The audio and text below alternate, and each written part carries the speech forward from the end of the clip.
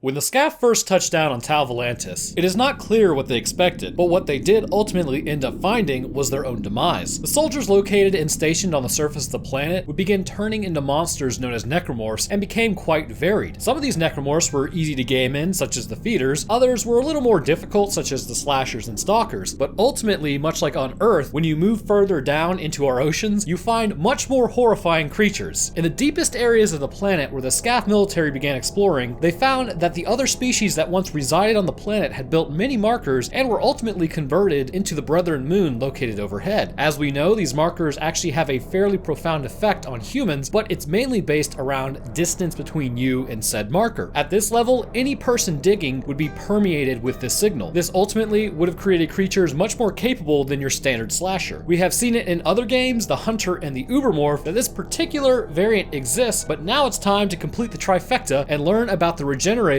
from Dead Space 3. How did they come to look like what they did? Well, let's take a look, shall we?